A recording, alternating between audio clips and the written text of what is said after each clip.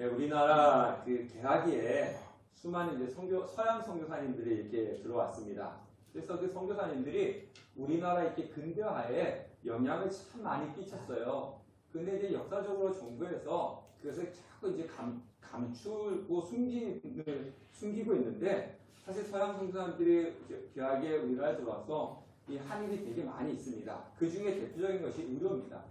연대 그 세브란스 병원이 서양 선교사님 들어와가지고 세운 병원이에요. 네. 그리고 교육, 이 땅에 그 학교, 대학교들이 서양 선교사님들이 와서 세운 학교들이 참 많이 있습니다. 그리고 또 여성의 지위 향상이 올라갔습니다. 사실 우리나라는요, 조선시대 유교의 영향을 받아가지고 이 여성의 지위는 매우 낮았습니다. 그러니까 여성들은 유교에서는 다 집안에 넣어놓고 나오지 마, 이렇게 닫아버렸지 않습니까? 하지만 서양 선교사님들이 들어와서 여성도 교육을 받아야 되고 여성들이 사회에 진출하는데 많은 영향을 끼쳤고 문을 열었습니다.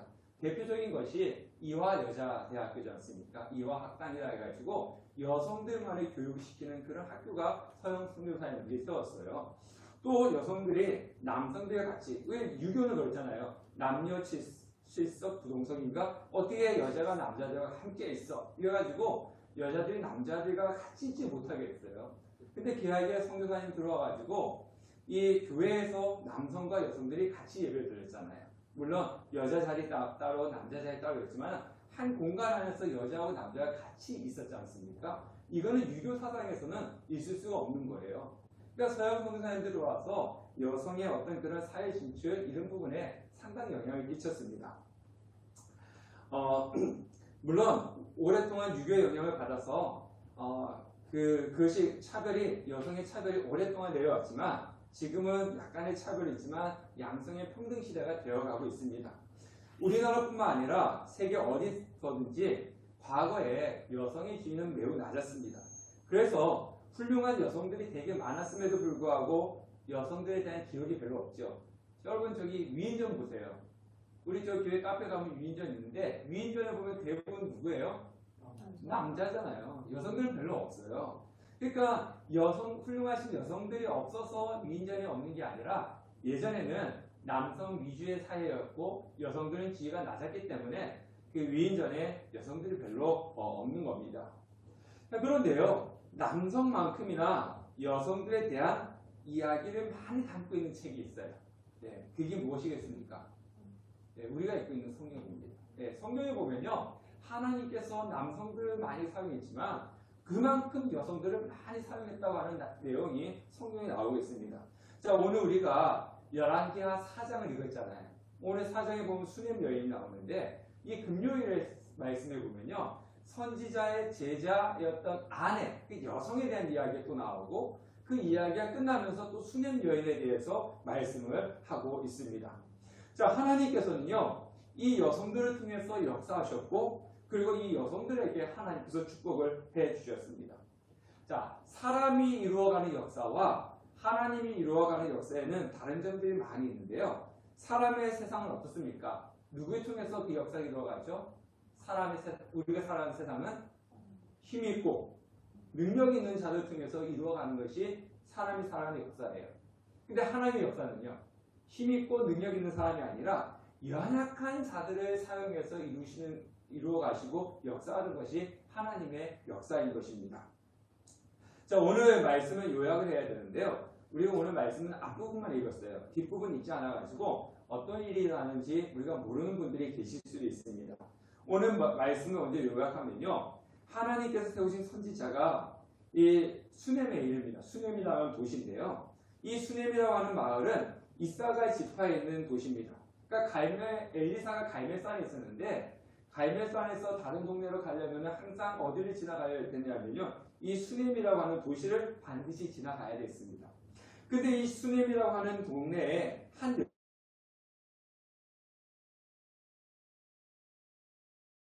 여인은 부자였다는 거예요. 자, 근데 이 귀한 여인이 엘리사의 음식을 대접했습니다.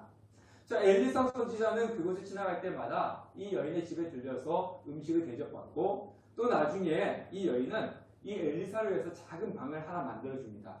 소위 말하면 옥탑방을 이렇게 하나 만들어줘요. 그래서 이 엘리사 선지자는 이 수넴이라는 동네를 지나갈 때마다 이 여인의 집에 들어가서 음식을 대접받고 그 자기를 위해서 지어놓은 그 방에서 쉬었다 갔습니다. 자, 하루는 엘리사가 그 방에 누워있다가 이 여인이 나를 이렇게 섬겨주니까 참 고맙다. 내가 이 여인을 위해서 무엇을 해줄 수 있을까라고 하면서 불렀어요. 그래가지고 왕이나 사령관에게 혹시 도움을 구할 것이 있으면 얘기해라 그랬어요. 힘 있는 사람이 왕과 사령관이잖아요. 내가 이 왕과 사령관한테 부탁했어. 너희가 필요한 것을 도와주도록 하겠다. 뭐 그런 의미였겠죠. 그랬더니 여인이 거부합니다. 나는 이 땅에 이 마을 사람들 같이 있기 때문에 도움이 필요 없습니다. 라고 했어요. 그랬더니 이 엘리사 선지자의 종이었던 게하시가 이렇게 이야기합니다. 이 여인은 아들이 없습니다. 남편은 늙었습니다. 자, 그렇게 얘기했어요. 그러니까 엘리사가 이 여인을 다시 오라 했고 1년 뒤에 아들을 낳을 것이다 이렇게 예언을 했습니다. 그리고 1년 뒤에 아들을 낳았어요.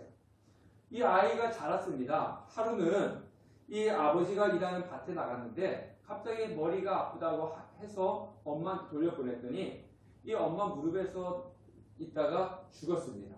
그래서 성경에 보면은 이 무트라고 썼는데 그냥 기절한 것이 아니라 잠자고 기절한 것이 아니라 완전히 죽어있는 상태를 이야기해요.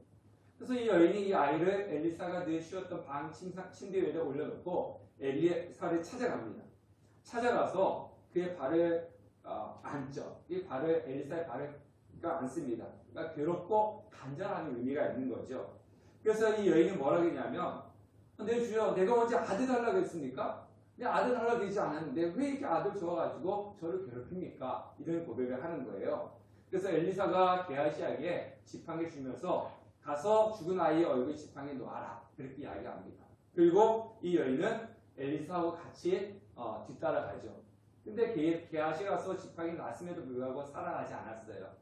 그래서 엘리사가 가지고 이 죽은 아이 위에 엎드려서 입과 입, 손과 손 이렇게 맞대고 있어서 이 아이가 차차 따뜻해지고 하나님께서 엘리사를 통해서 이 죽은 아이를 살려주었습니다.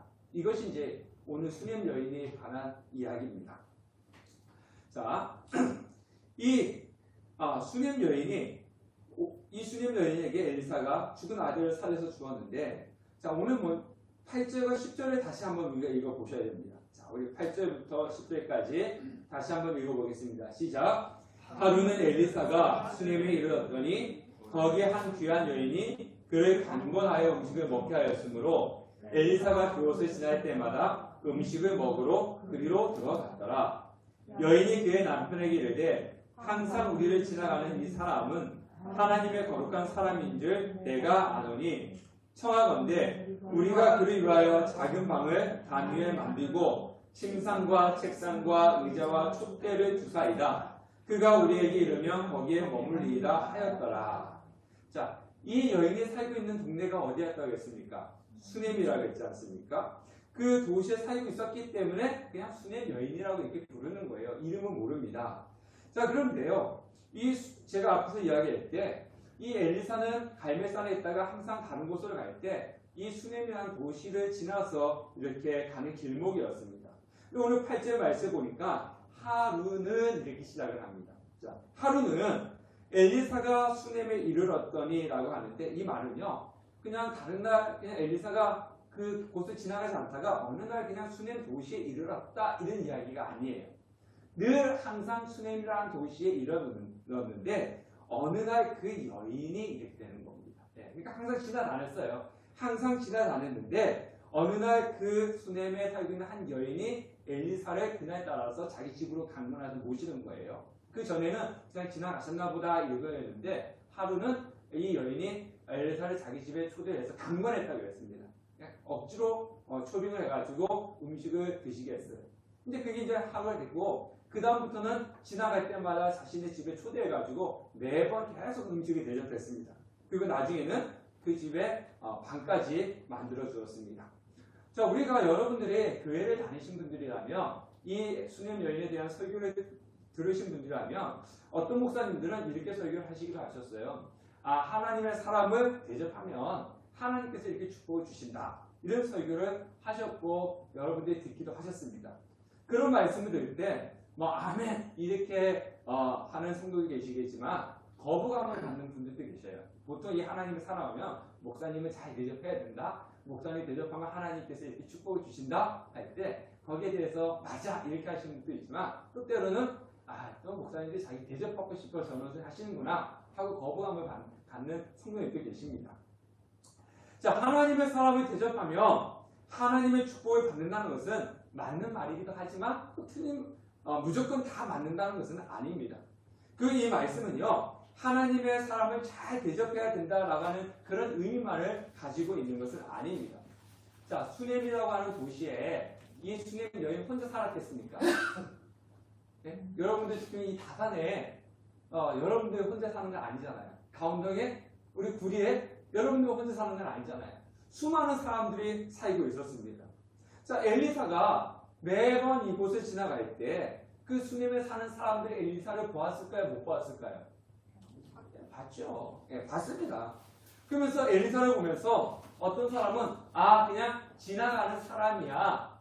이 동네 사람이 아니고 그냥 지나가는 사람이야. 이 정도로 생각하는 사람들도 있었을 거예요. 그죠? 또 그리고 어떤 사람은 저 사람은 그냥 자주 이곳을 지나가는 사람이네. 이렇게 생각하는 사람도 있었을 것이고요. 또 어떤 사람은 엘리사를 보면서 저 사람은 하나님의 선지자야. 하나님의 선지자가 지나가네. 이 정도로 생각하는 사람들도 있었을 거예요. 자, 하지만 이 여인의 반응은 어땠습니까? 9절에 보면, 9절의 말씀 보면 그 남편에게 이렇게 이야기합니다. 이 사람은 항상 우리를 지나가고 있다. 이렇게 이야기합니다. 그냥 지나가는 사람이야. 하나님 선지자인데 오늘도 지나가네? 오늘도 지나가네? 어제도 지나갔는데 오늘도 지나갔네? 이게 아니라 저 사람은 항상 우리를 지나가네. 이렇게 생각했어요. 그리고 그 다음에 뒤에 뭡니까? 이 사람은 누구라고요? 하나님의 거룩한 사람인 줄 내가 아노니. 모든 사람이 봤단 말이에요. 엘리사로 모든 사람이 왔는데 그것을 생각하는 것은 다 다르단 말이에요. 지나가는 사람이네? 저 사람은 어제도 지나갔는데 오늘도 지나가네? 저 사람은 하나님 선지자래? 근데 저 사람은 수넴 여인은 항상 이 앞을 지나가는 거룩한 하나님의 사람입니다. 다 다른 거잖아요. 다 다른 겁니다. 사람은요, 관심을 가지고 있으면 그 관심이 있는 분야가 보이게 되어 있습니다. 제가 목요일에 이제 집에를 저녁 때 교회 왔다가 집에를 가고 있는데 저 앞에 보니까 제가 아는 분인 것 같기도 한데 저도 죄송하지만은 조금 나이가 먹다 보니까 시력이 좀 잘 안 보여요. 이제 안경을 써야 되나 알겠는데 멀리 보니까 신우현 씨 제가 아는 분인 것 같아요. 가게 앞에서 뭘까 열심히 사고 있어요. 그래서 누군가 하고 열심히 이렇게 제가 봤어요. 거기 집중해서 이렇게 봤는데 가까이 가서 보니까 아니에요. 그런데 제 옆에 누가 있었냐면 이 근처에 계시는 제가 알고 있는 목사님이 계시는 거예요. 근데 저는 그분을 보느라고 이분을 못 본 거예요. 이 분이 옆에서 저한테 신호를 보냈는데 저는 보지는 못했었어요. 나중에 보니까 바로 옆에 계시는 거예요. 어디 그렇게 가냐고 이렇게 했습니다. 그러니까 사람은요, 뭐냐 하면은 자기가 관심 있는 분야만 보면은 관심 없는 분야는 옆에서도 눈에 들어오지 않습니다. 네. 우리는 시간이 있고 없고의 문제가 아니라 관심의 문제예요. 내가 이것을 하느냐 못하느냐는요, 바쁘냐 바쁘지 않냐의 문제가 아니라 내가 이것을 관심을 갖고 있느냐 관심을 가지고 있지 않느냐 이 문제의 차이라고 하는 거예요. 아무리 바빠도 여러분들 우리 청년들인데요, 아무리 바빠도 남친 여친 만나요 안 만나요? 만나요. 통화해요 안 해요? 통화해요. 여러분 아무리 바빠도 자신이 좋아하는 프로그램, 내가 이 월요일에 나오는 이 드라마, 매일같이 보는 드라마, 이거 항상 보는 월화 드라마, 바빠도 그거 봐요 안 봐요? 봐요. 네. 내가 밥은 나중에 먹어도 그 드라마는 봐요. 봅니다. 아무리 바빠도 식사는 합니다. 네. 그렇기 때문에 여러분들이 저한테 목사님 저 바빠서 성경 못 읽었어요. 그러면요, 바빠서 성경 못 읽었다 이렇게 들리는 게 아니라 관심이 없어서 성경 못 읽었어요. 이렇게 들리는 거예요. 물론 바쁜 것도 있지만 정확히 말하면 바쁜 것이 아니라 관심이 적은 겁니다. 이 수넴 여인은요, 하나님께 관심이 있었기 때문에 누가 보이는 거예요? 하나님의 선지자가 보이는 거예요. 다른 사람들은 하나님께 관심이 없으니까 그냥 지나가는 사람이야. 그냥 하나님 선지자래. 근데 이 여인은 하나님께 관심이 있었기 때문에 하나님의 선지자가, 하나님의 거룩한 사람이 항상 우리 앞을 지나가고 있습니다 라고 보였던 거예요. 그래서 그 결과 엘리사를 대접할 수 있었던 겁니다. 이 수넴 여자는 하나님을 사랑하는 경건한 성도였습니다. 그래서 엘리사가 자기 마을에 도착한 것을 보고 그냥 선지자가 지나갔구나라고 넘기는 것이 아니라 무관심하게 대한 것이 아니고 그러면 저분을 위해서 내가 무엇을 할 수 있을까? 하나님 위해서 무엇을 할 수 있을까? 이렇게 생각하고 있다가 그분을 대접한 겁니다. 그러면 또 우리가 이렇게 생각하죠. 목사님, 수넴 여인이 엘리사를 대접할 수 있었던 것은 그 여자가 부자였기 때문 아닙니까? 이렇게 생각을 하시는 분들도 있어요. 하나님을 섬기는 것은요, 내가 지금 할 수 있는 것부터 하는 것이지 내가 앞으로 무엇이 됐을 때 크게 하겠다? 그건 아닙니다. 작은 것을 하지 못하면 큰 것을 절대로 할 수가 없습니다. 그래서 우리는 지금 하나님을 섬길 수 있는 그런 기회가 왔을 때 하나님을 섬기는 거예요. 내가 하나님 위해서 무엇을 할 수 있을까? 그런 마음을 갖고 있다면 작은 것이 보일 때 그것을 하게 되면 그 다음 내가 큰 것을 할 수 있는 그런 여건과 환경이 주어지는 것이지 내가 큰 것을 할 수 있는 여건이 됐을 때 하겠다? 절대 할 수가 없습니다. 그래서 수넴 여자는 항상 내가 이 하나님의 사람 위해서 무엇을 할 수 있을까? 그런 기회를 찾다가 뭐부터 했습니까? 식사부터 대접했잖아요. 그 식사를 대접하고 나니까 그 다음 뭐 할 수 있는 거예요? 그 선지자를 위해서 옥탑방을 지어줄 수가 있었던 거예요. 처음부터 옥탑방을 지어준 게 아니에요. 식사를 대접하다가 나중에 옥탑방을 지어준 거지 하나님에도 마찬가지입니다. 처음부터 큰 거는 하나님께 드리지 않습니다. 작은 걸 하다가 그만큼 작은 것을 하다 보면 나중에 큰 것을 할 수 있는 여건들을 하나님께서 만들어 주시는 겁니다. 우리는 그래서 내가 늘 믿는 예수님께 관심을 가져야 돼요. 그냥 원래부터 교회 문을 나선 순간, 주일에 교회 문을 나선 순간 예수님 잊어버렸다가 주일에 이 교회 문을 들어서는 순간 예수님을 생각하는 것이 아니라 늘 예수님께 관심을 가지고 있어야 되는 거고 교회에 관심을 가지고 있어야 되고 하나님에 관심을 가지고 있어야 되는 겁니다. 그럴 때 내가 하나님을 할 수 있는 것들이 눈에 보이는 거예요. 자, 엘리사는 이 여인의 섬김에 너무나 고맙잖아요. 매번 갈 때마다 식사를 대접하고 자신을 위해서 쉴 수 있는 공간을 만들어줬으니까 얼마나 고맙겠습니까? 그래서 그녀를 불러서 내가 무엇을 해줄 수 있을까? 내가 무엇을 해줄까? 이렇게 물었어요. 그랬더니 이 여인은 뭐라고 했냐면 내가 이것을 한 것은 대가를 바라기 위해서 한 것이 아닙니다. 이겁니다. 나는 필요 없습니다. 내가 이 당신을 섬긴 거는 하나님을 섬긴 거는 대가를 바라고 한 것이 아닙니다. 이게 신앙이에요. 우리가 하나님 앞에 무엇은 대가를 바랄 때 내가 생각했던 대가가 주어지지 않으면 어떻게 됩니까? 낙심합니다. 절망합니다. 그럼 어떻게 되죠? 그 다음에 시험 듭니다. 나는 하나님 앞에 이거 했는데 나는 하나님 앞에 이렇게 했는데 왜 하나님은 나한테 내가 원하는 대로 해주지 않지? 그러면은 살아계시는가? 그럼 시험이 드는 거예요. 하나님 앞에 드리는 거는요 대가 없이 드리는 겁니다. 그럴 때 하나님은 우리가 생각했던 것보다 더 큰 것을 우리에게 부어주시는 겁니다. 자, 그런데 수넴 여인은요 부유했지만 뭐가 없었다고요? 예, 자녀가 없었어요. 요즘은 결혼도 늦게 하고 결혼도 하지도 않잖아요, 청년들이. 그리고 결혼을 해도 늦게 하고 또 늦게 하니까 어떻습니까? 자녀도 잘 낳지도 않고 또 자녀도 작게 낳습니다. 그러니까 저출생 시대라고 해가지고 사회적 문제가 되지 않습니까? 우리나라뿐만 그런 건 아니에요. 그런데요, 우리나라뿐만 아니라 옛날에 이 서양도 예전에는요 여성들이 자녀를 낳지 않는다라고 하는 것은 그 여인에게 수치스러운 일이었어요. 자, 우리나라 유교 생각해 보세요. 유교에 보면은 이 남자가 여자를 집에서 쫓아내는 7가지 죄악이 있었잖아요. 이게 뭐라고 했습니까? 칠거지악이라고 했어요. 7가지 악. 이것을 하면은 남자는 여자를 집에 쫓아낼 수 있다고 했어요. 근데 그 두 번째가 뭐였죠? 네, 지금은 없지만 옛날 유교 시대 때 조선 시대 유교에 있다. 두 번째가 뭐냐면 아들을 낳아주지 않는. 아들을 낳아주지 않으면 언제든지 여인을 내줄 수가 있었어요. 그 유교였습니다. 예, 조선 시대 때.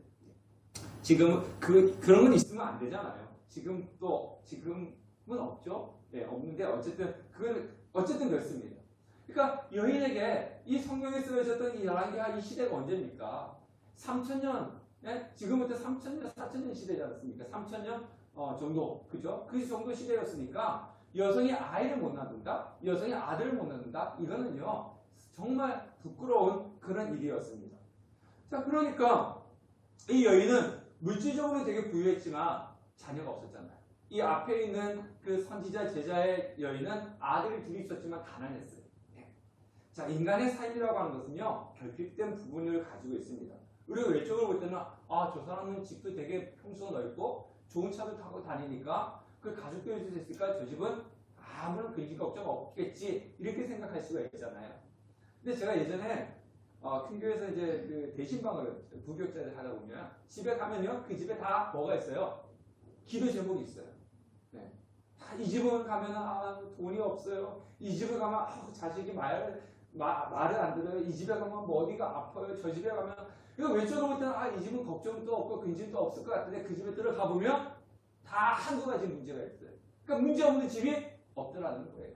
그러니까 왼쪽으로 볼 때는 편안한 것 같아. 왼쪽으로 볼 때는 다 뭐 괜찮은 것 같아. 근데 나름대로 고통과 고민이 다 있다는 겁니다. 이것은 무슨 얘기냐면은 그래서 우리는 그러잖아요. 다른 사람이 가지고 있는 것을 부러워하지 말고 내가 가지고 있는 것에 감사하며 살면 돼요. 제가 알고 있는 목사님이 제가 설교에도 몇 번 얘기했는데 여러 개 카페를 운영하고 있어요. 그래서 그분을 통화할 때 보면은 항상 어때? 카페를 하나 또 냈대요. 공사 중이네. 그래서 부럽잖아요. 누구는 카페 하나도 안 돼서 문 닫는데 카페 여러 개를 하고 있으니까 들어오는 돈만 해도 어마어마하겠어요. 그래서 항상 부러운데 통화를 하면 그 목사님은 저를 부러워해요. 목사님, 제가 목사가 됐는데 목회를 하지 않고 카페만 하고 있네요. 그래서 저를 부러워해요. 저는 그분을 부러워하고 저는 그분이 많은 것을 갖고 있으니까 부럽고 근데 그분은 목회를 하고 있는 제가 부럽고 서로 부러워하는 거예요. 그러니까 내가 가지고 있는 것에 감사하면서 살아가면 되는 겁니다. 자, 그럼에도 불구하고 엘리사가 이 여인에게 자녀를 준다고 했잖아요. 그러니까 16절에 뭐라 그럽니까? 다 같이 읽어볼게요. 시작. 엘리사가 이르되 이때쯤에 내가 아들을 낳으리라니 여인이 이르되 아니로소이다. 내 주 하나님의 사람이여 당신의 계집종을 속이지 마옵소서. 이 속이지 말다라고 하는 것은 헛된 꿈을 꾸게 하지 마라 이런 뜻입니다. 지금 무슨 얘기입니까? 우리 남편도 저렇게 늙었고 지금 우리가 아기를 낳으려고 여태까지 안 해본 게 뭐가 있겠습니까? 좋다는 약 다 먹어봤고 좋다는 거 다 해봤는데 자녀를 못 낳았습니다. 그러니까 우리 남편 늙었잖아요. 이제는 생물학적으로 자녀를 낳을 수가 없으니까 그런 기대를 하게 하지 마세요. 이런 거예요. 사람이 기대가 크면 뭐가 돼요? 실망이 커요. 예. 기대가 크면 뭐 이러면은 그만큼 안 했더니 실망이 크니까 이 여인도 그런 거예요. 괜히 내 마음속에 기대를 품게 하지 마세요. 그러니까 애기 안 생기면 얼마나 더 실망이 크겠습니까? 이런 의미예요.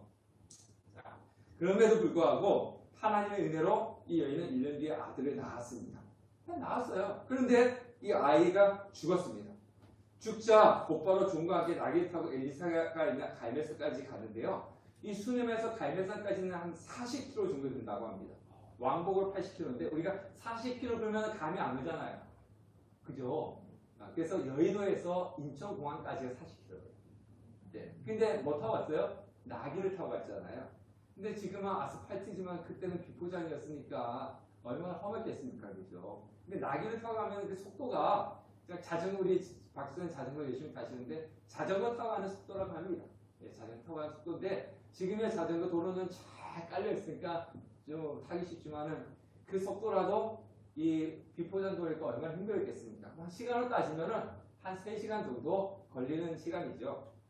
자, 어쨌든 그렇게 엘리사에게 이 여인이 도착했습니다. 도착해서 하는 얘기가 뭡니까? 28절. 다 같이 읽겠습니다. 시작. 여인이 이르되 내가 내 주께 아들을 구하노이까 나를 속이지 말라고.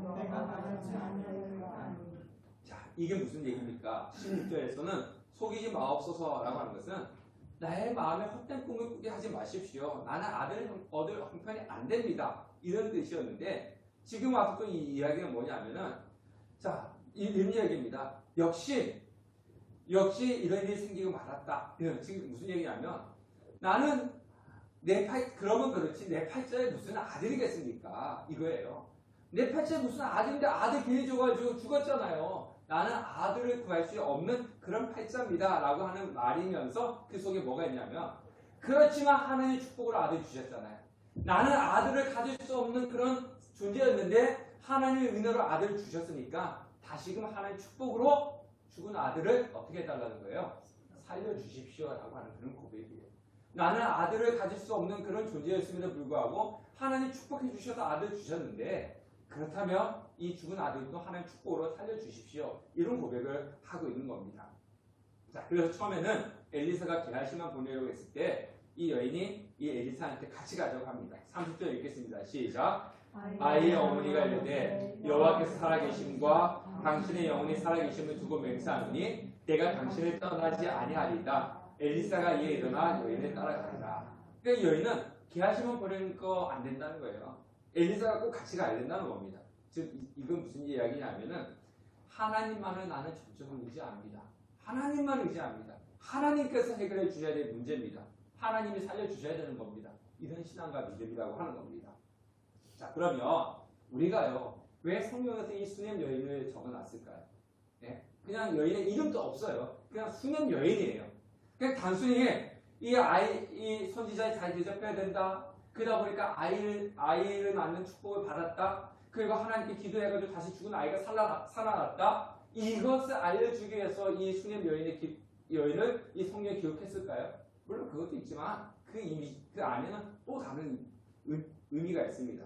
자, 우리 지난주에 열왕기하 설교를 하면서 지난주에 생각이 나십니까? 왕이 누구였죠? 아하시아 왕이었잖아요. 아하시아 왕은 누구의 아들이었어요? 예, 북이스라엘 가장 악한 왕 아합의 왕의 아들이었잖아요. 그러니까 지금 이 수냄 여인이 있는 이 시기는요, 아합 왕조가 있었기 때문에 북이스라엘 중에서 역사 중에서 가장 악한 시대였어요. 네, 가장 악한 시대였습니다. 자, 가장 악한 시대 때 그래도 살아계신 하나님을 믿고 있는 사람이 있다라는 것을 보여주고 있는 거예요. 이 수냄 여인을 통해 가지고. 자, 이 시대가요. 이 시대는 아합 왕 때처럼 악한 시대예요. 예, 진짜 악한 시대입니다. 저는 정치적으로 진보도 아니고 보수도 아니고 중립에 있는데요. 근데 주중에 인사청문회가 있었어요. 근데 저는 그 인사청문회를 보면서 되게 놀랐습니다. 한 청문회에 이제 기독교인이 나왔어요. 장관 자리에 나온 거죠. 장관 자리에 나온 기독교인인데요. 그분이 평상시에 이런 이야기했습니다. 진화론은 하나의 가설이기 때문에 창조론도 학교에서 같이 가르쳐야 된다. 이렇게 이야기했습니다. 예, 진화론은 과학이 아닙니다. 진화론은 신념입니다. 그러니까 이거예요. 사람 있으면 우리는 창조론을 믿죠. 여러분 하나님이 천지 창조하신 거 믿으시죠? 네, 창조론을 믿습니다. 그것도 다른 사람은 진화론을 믿는 거예요. 그러니까 진화론은 과학적인 그런 가설이 아니에요. 과학적인 설이 아니에요. 그래서 진화론을 갖다 뭐라 그러니까 가설이라 그럽니다. 수많은 설 중에 하나라는 거예요. 예, 하나라는 겁니다. 그러니까 제3자 입장에서 볼 때는요, 창조론이나 진화론이나 뭐예요? 똑같은 설이에요. 그래서 그것을 이걸 믿느냐 이 차이일 건데, 그래서 그 사람이 평상시에 기독교이니까 자기 창조론을 믿는다라고 했고요. 그리고 그 다음에 뭐냐면 차별금지법, 동성애 이런 부분을 반대한다라고 했어요. 그랬더니 인사청문회에서 그 국회의원들이 완전 난리 났습니다. 여러분 한번 유튜브 보십시오. 완전 죄인 취급해요. 죄인 취급. 범죄자가 앉아있는 것처럼 완전히 막 몰아치는 거예요. 네. 그게 몰아치는 거 아니지 않습니까? 그거는 과학적 증거가 된 것도 아니고 이것이 있으니까 이것도 같이 가르쳐야 된다. 그거 자신 차별금지법을 반대한다 했는데 죄진 사람처럼 막 특히 한 국회의원은 기독교인이었어요. 외국에 나가서 신학 공부를 하고 전도사도 했었던 사람이에요. 그런데도 창조론을 부인하고 진화론을 갖다가 이야기를 하는 겁니다. 그래서 저는 그 국회의원이 다니는 교회가 어딘지 좀 찾아가 보고 싶었어요. 그래서 그 목사님이 어떤 분인지도 한번 찾아보고 싶었어요. 자, 이거는요, 뭘 얘기하는 겁니까? 아합 시대처럼 이 시대가 악하다는 거예요. 악하다는 겁니다. 내가 어디 가서 예수를 믿습니다. 나는 어디 가서 창조론을 믿습니다. 나는 차별금지법을 반대합니다. 동성애 이걸 반대합니다. 여러분들 자녀들이 아들이면 아들 데리고 와가지고 아들하고 이 남자와 결혼하겠습니다. 딸이면은 여자 데리고 와서 나 이 여자하고 결혼하겠습니다. 그럼 여러분 뭐라고 얘기했습니까? 박수 칠 겁니까? 아니잖아요. 예. 근데 그것을 반대하는 법을 난 그 찬성하는 법을 반대한다 그랬더니 난리를 치는 거예요. 예. 이처럼 악한 시대에 우리가 가져야 될 것이 무엇이냐는 거예요. 수냄 여인과 같이 살아계신 하나님을 믿는 믿음이라는 겁니다. 그러니까 우리가 이 땅에 이런 악한 시대 살아가면서 아합 시대 살아가는 것처럼 하나님께서 무관심하다는 거예요. 이 수많은 그 수냄에 많은 사람들이 있었음에도 불구하고 하나님과 하나님 선지자는 무관심했어요. 오직 누구만이 수냄 여인만이 관심을 가졌단 말이에요. 우리가 이 세상 속에서 이 약한 시대 때 하나님에 대해서 무관심사하게 살아가고 관심 없이 살아가는 경우가 많지 않습니까? 그럼 우리가 이렇게 생각하죠. 이 약한 시대에 제가 뭐 할 수 있겠어요? 이 연약한 자가 뭐 할 수 있겠습니까? 생각할 수 있지만 하나님은 수냄 여인처럼 연약한 자를 통해서 죽은 자를 살리시는 하나님의 역사를 나타내는 겁니다. 수냄 여인은 부자였지만 여자로서 해야 될 일을 못했잖아요. 물론 지금 이렇게 얘기하면 여성 피하다 얘기해. 그 당시에는요, 아이를 낳지 못한 여자는요, 어디 가서 제대로 얼굴을 내밀 수도 없는 그런 연약한 존재였습니다. 근데 하나님 누구 통해서 역사하셨습니까? 그 연약한 여인을 통해서 하나님께서 역사를 하셨지 않습니까? 이 시대에 하나님이 원하는 사람은요, 권력가가 아닙니다. 하나님이 원하는 사람은 재벌가가 아닙니다. 살아계신 하나님 믿는 믿음의 사람을 하나님께서 원하시는 겁니다. 저와 여러분은 수냄 여인처럼 연약한 존재입니다. 누가 알아주지도 않잖아요. 여러분들이 다른 동으로 이사했다 해가지고 동장에 와가지고 빨리 가지 마시고 이 동에 남아있으라고 이야기하겠습니까? 구리에 계신 분이 남양주로 이사 온다 해가지고 구리시장에 여러분 찾아가가지고 아니 제발 남양주 가지 말고 구리에 남아있으라고 하겠습니까? 아니 남양주에 있는 우리가 구리로 이사 간다 그래가지고 남양주 시장에 와가지고 제발 남양주에 있으라고 구리에 가지 말라고 하겠습니까? 가든지 말든지 아무도 신경 쓰지 않습니다. 그만큼 우리는 연약한 존재예요. 그렇지만 살아계신 하나님을 굳건히 믿는다고 굳건한 믿음을 가지고 있을 때 하나님은 우리의 삶 속에서 역사를 하시는 거예요. 하나님의 역사 속에서 사용되는 저와 여러분 그리고 우리 함께하는 게 성령 되시기를 주님의 이름으로 축원합니다.